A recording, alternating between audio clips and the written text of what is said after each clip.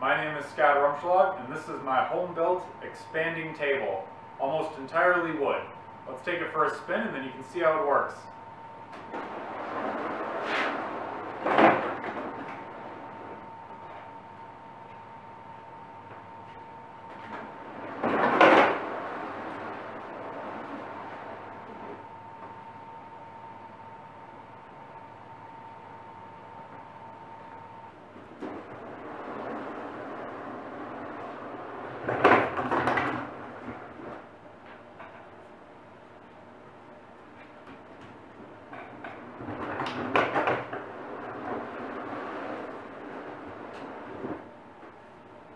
What we have here is the frame down low, and this is shaped the way that it is so that you can hopefully get your knees under the table enough to sit there comfortably. And then we have the support level here, which is 2 half-inch pieces of birch plywood glued together.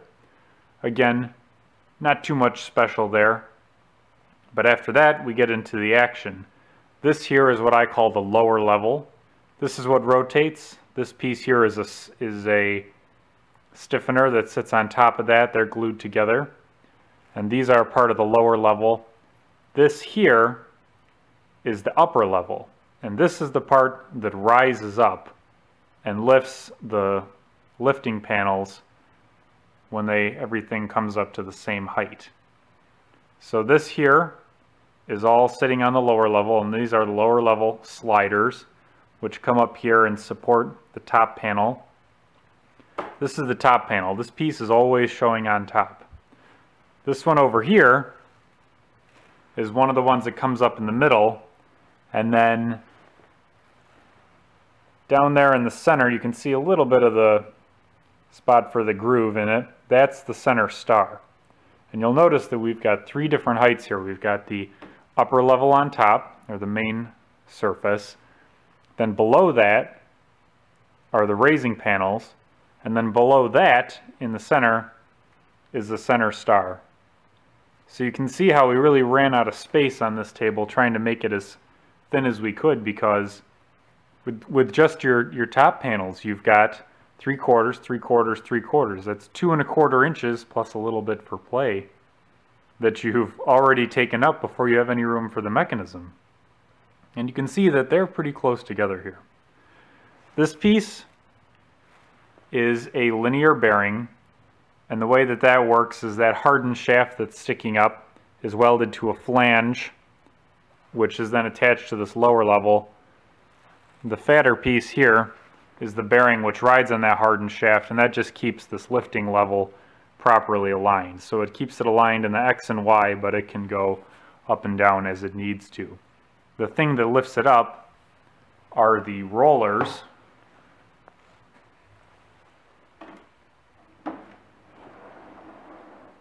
As we begin the rotation, you can see that this part has, the lower sliders have already begun to slide out, as have the upper ones, although it's not as clear here. And the thing that's pushing all these out is the arm in the center, which is hard to see here, but you can see the bolt there, the very bottom of the bolt rather. As we continue to rotate, you can see these retractable rollers here. These are spring-loaded, and the purpose of that roller is to flip down into a space and then lift it up once the table gets fully expanded. And the reason why I went with retracting instead of fixed is that if these rollers were fixed, that would mean that this wheel has to be down here, which means the support layer can't be there. And there's 4 of these lifting rollers, 2 on the outside like this one, close to the outside, and 2 further in so they don't interfere with each other.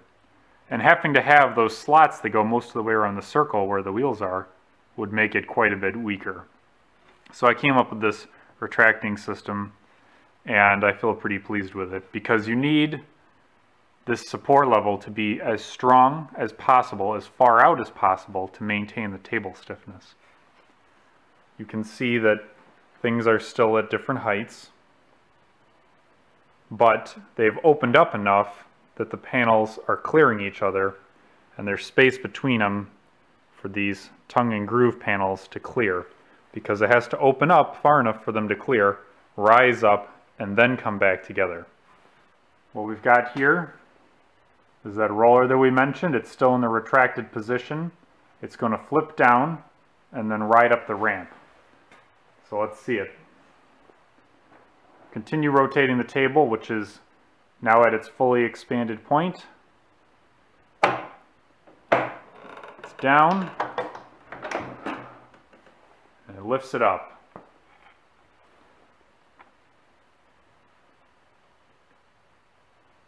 And we can see now that the entire table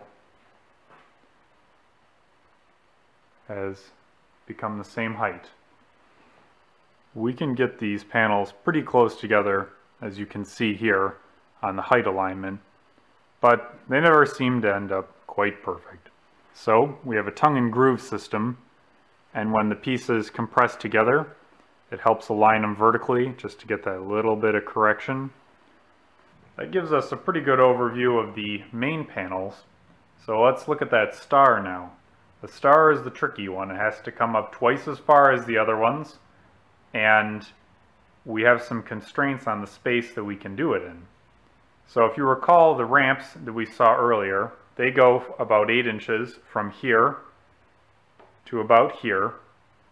That's the distance of their arc, and they go up about 1 inch, 25 millimeters. And if we project that into the center of the table,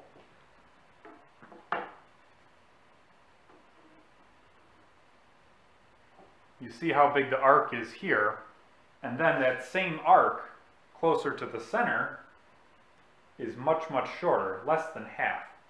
So when you have to come up twice as far and you have less than half the distance to do it, you're going to have a very aggressive ramp, which becomes impractical. It requires a lot of force to push up it, and you just end up with issues. So we needed another system.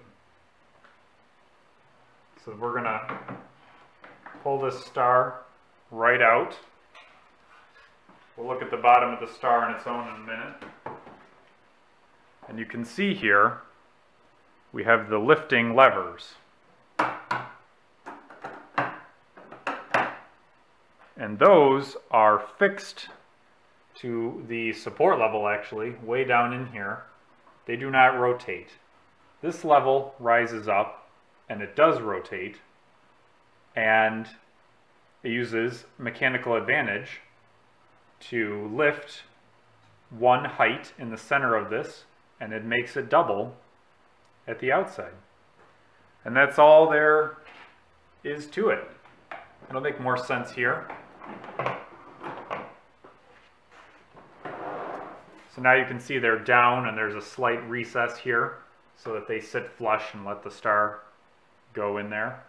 And then when you rotate the table to expand it,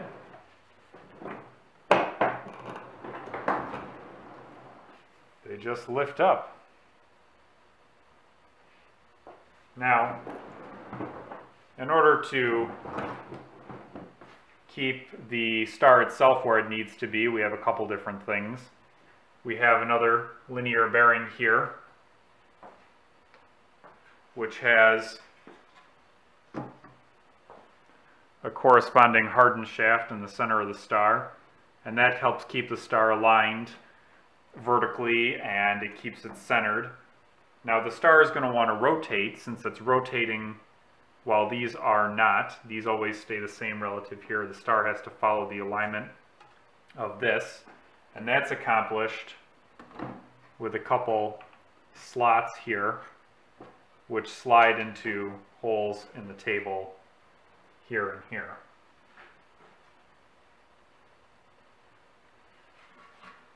Now we can take our center star and set it in place. We have to find that center piece. And there you go. That's about it. Those are the main secrets of the table. If you want to watch how the inside goes together and the pieces that are there, all the really inside ones, you can watch my time-lapse video. I'll put a link down below. And of course, if you'd like to build your own table, I have plans for this. All the info that I've talked about and a whole lot more is laid out in a document. We have dimensioned drawings, ISO views, metric dimensions, everything that I could think of, and a few things more that other people have suggested. In fact, I've had people email in, they say, hey, we need a clarification on a particular dimension. We put it in the next version. If you buy the plans, you get all the updates in the future free.